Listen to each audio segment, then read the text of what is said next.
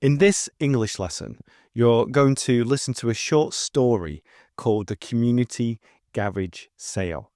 Now, this is going to help your English listening skills greatly. And this story is specific to learners so that you can learn new words and phrases. Now, to take the lesson, I recommend doing this. Listen to the story while reading the captions. Now, if you're on Apple Podcasts or Spotify, I'll leave a link to the story or have the story in the description for you. If you're on YouTube, turn on captions and the story is right there. Then go through the language analysis so you can learn new words and phrases. Again, this is going to be in the description for you. And then go back and listen to the story again. My name is Jack from To Fluency. It is great to have you here. Let's go into the story now called The Community Garage Sale.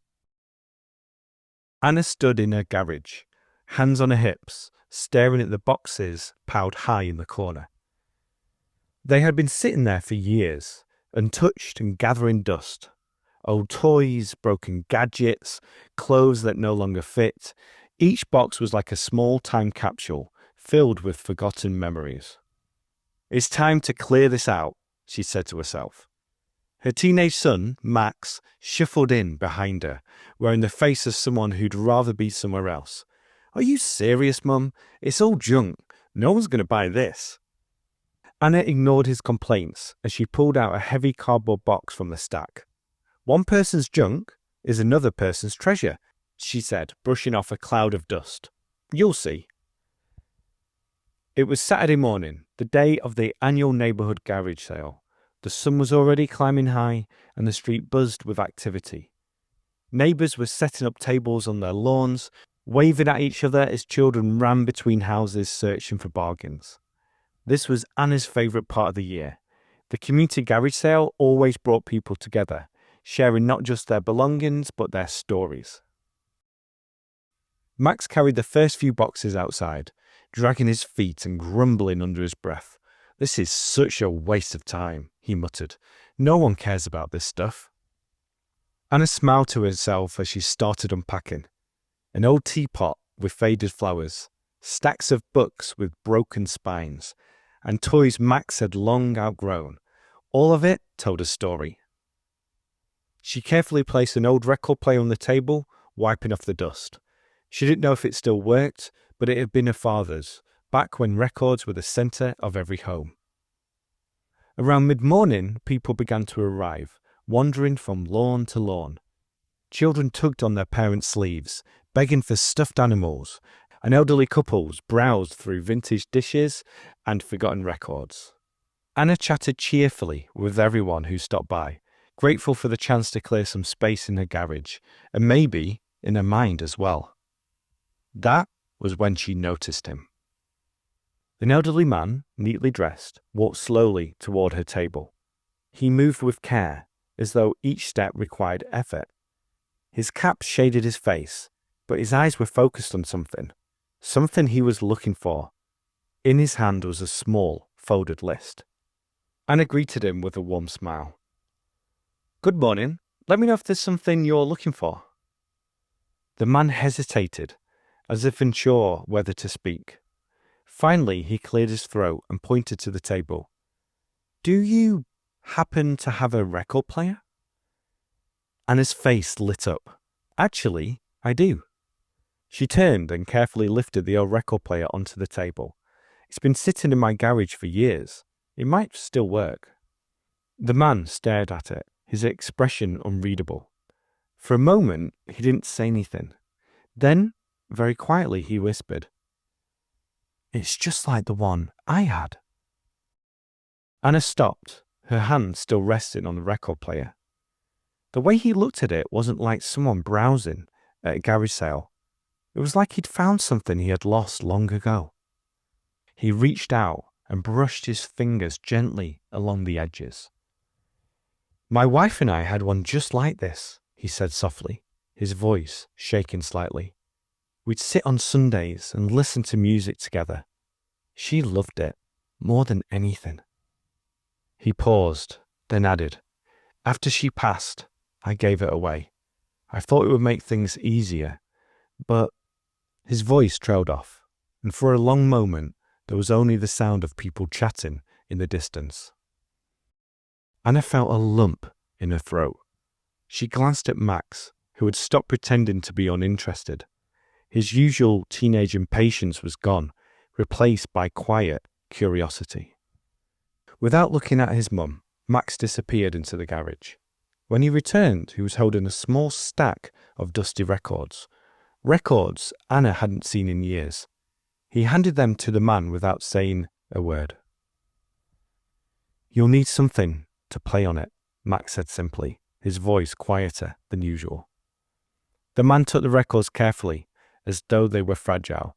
He looked up at Anna, his eyes filled with gratitude. "How much do you want for all of this?" Anna shook her head.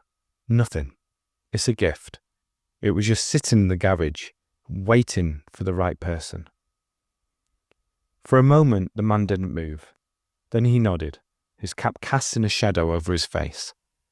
"Thank you," he said softly. "You have no idea how much this means to me." He turned and began walking slowly down the street. The record player and the stack of records held tightly in his arms. Anna and Max watched him go. Max broke the silence first.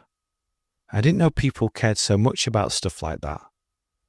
Anna smiled, feeling both proud and a little emotional. "It's not the things, Max, it's the memories. That record player brought him back to a time when he was happy. That's what matters." Max nodded thoughtfully. He looked at the half-empty table and then back at his mum. "Maybe garage sales aren't so bad after all. Can we do this again next year?" Anna laughed and ruffled his hair. "You're learning, Max. You're learning."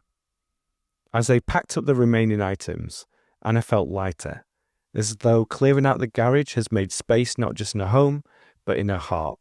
She glanced down the street one last time, hoping the man was already sitting by a window somewhere, letting the soft crackle of the records bring back the sound of the Sundays he once knew. Wow, I really enjoyed that story. And in that story, we explored several key phrases that help create a vivid and emotional narrative while also focusing on natural English expressions.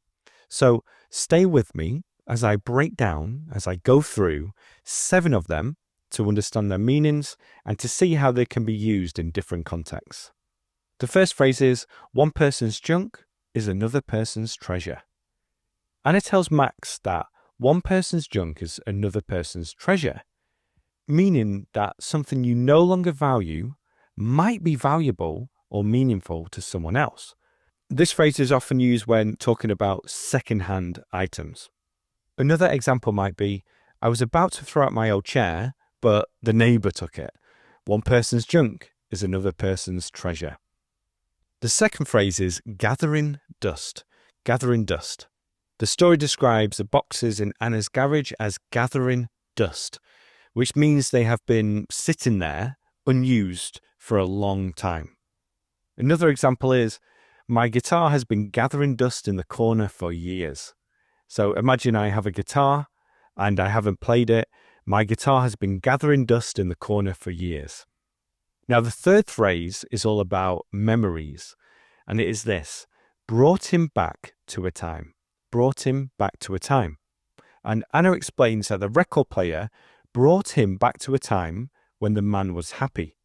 So this phrase describes how objects, sounds, or memories can make someone remember a particular moment from the past. Another example is, "Hearing that song brought me back to a time when I was a child." The fourth phrase is long lost. Long lost. The man looks for a record player like it's a long-lost friend, meaning something he hasn't seen in a very long time that once had great importance to him. It's often used for people, objects, or memories that are rediscovered. For example, she found a long-lost letter from her childhood tucked into that book. She found a long-lost letter from her childhood tucked into that book. The fifth phrase is lump in her throat. Lump in her throat. Anna feels a lump in her throat while watching the man with the record player. This phrase describes a physical feeling of feeling emotional. For example, when I watched that video, I felt a lump in my throat. When I watched that video, I felt a lump in my throat. And the next phrase is clearing space in her heart. Clearing space in her heart. At the end of the story, Anna feels that clearing out the garage made space, not just in her home, but also in her heart. And this is a figurative phrase that means letting go of physical or emotional clutter to feel lighter and happier. A similar example is, sometimes clearing space in your home helps clear your mind as well. Clearing space in your home helps clear your mind as well. The last phrase is unspoken understanding. Unspoken understanding. When Max silently brings out the stack of records, there's an unspoken understanding between him and his mum. This phrase refers to a situation where people understand each other without needing to say anything.